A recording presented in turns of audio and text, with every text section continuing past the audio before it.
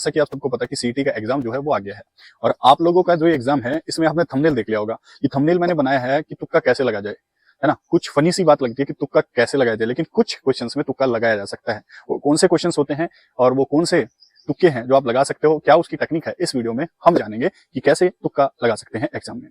तो मैं आपको बताऊंगा कि 100 क्वेश्चन आने वाले हैं और 100 क्वेश्चन में ऐसा नहीं होता कि आपके सारे के सारे जो क्वेश्चंस होते हैं वो कठिन हो। पहली बात कुछ क्वेश्चंस जो होंगे वो आपके पहला 3 कैटेगरी में उनको बांट सकते हो आप। पहला तो आपका होगा सबसे कठिन क्वेश्चन, कुछ होंगे आपके मध्य क्वेश्चन और तीसरा होगा बिल्कुल आसान क्वेश्चन जो आप इजीली कर सकते हो। तो मेरा मानना यह है कि आप लोग सबसे पहले वो क्वेश्चंस करें जो आप जल्दी जल्दी कर सकते हो। आप टिक कर लें उसमें अपने जो भी आपका क्वेश्चन पेपर आता है उसमें आप गदागद टिक कर लें ताकि आप लोग आसान क्वेश्चन को कर सकें। दूसरा, आप जब भी करेंगे ना तो मध्य क्वेश्चन करेंगे और तीसरे नंबर पर आप सबसे कठिन क्वेश्चन करेंगे, है ना।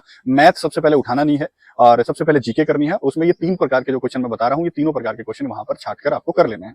तीसरी बात, जो मेन बात यहाँ पर मैं बताने वाला हूँ कि तुक्का कैसे लगाया जाए। तो तुक्का लगाने की एक बात यह है कि आप लोग ना सबसे पहले ऑप्शन जब भी देखेंगे तो उसमें सिमिलर ऑप्शन देखें। जैसे कि अगर मैं आपसे पूछूं कि ऑप्शन में आ गया आरएनए या फिर डीएनए ऑप्शन में आ गया और एक ऑप्शन में है H2O और एक है नन ऑफ द अबव, तो इसमें आप देखें सिमिलर ऑप्शन।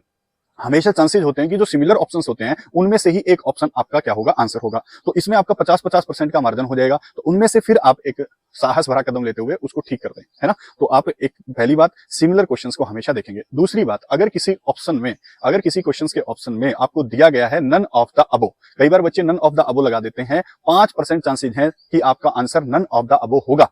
तो कभी भी नन ऑफ द अबव के ऊपर आपको तुक्का नहीं लगाना है।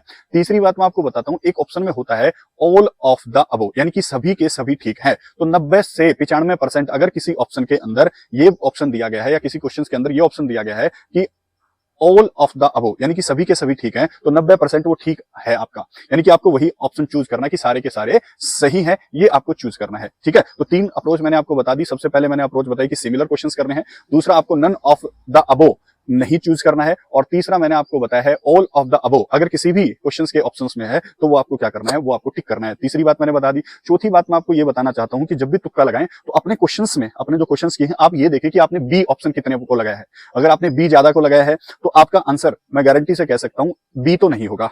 फिर दूसरे नंबर पर आप देखें कि आपने ए कितनी बार लगाया है। अगर ए भी आपने ज्यादा बार लगाया है तो आपका ए और बी दोनों आंसर नहीं हो सकते। उसमें फिर आप 50-50% में सी तथा डी पर अपने आंसर को मार्क कर सकते हैं। फिर उसमें आप सी टटोलें कि सी कितने बार लगाया। अगर सी आपने कम लगाया है तो आप सी पर ऑप्शन लगाएं, डी आपने कम लगाया तो आप क्या करेंगे, डी पर ऑप्शन लगाएंगे। और सबसे मेन बात जो अब मैं बता रहा हूं, आप एक काम करेंगे, हरियाणा के पेपर के अंदर अगर आपने ऊपर वाले क्वेश्चन में बी आंसर लगाया है और नीचे मान लेते हैं आपने 41वें नंबर पर बी ऑप्शन लगाया है और 42वें नंबर पर भी बी है और 43वें नंबर पर भी बी आपने लगाया है, तो मैं आपको गारंटी कह सकता हूं कि 44वें क्वेश्चन का जो आंसर होगा वो आंसर हमेशा हमेशा बी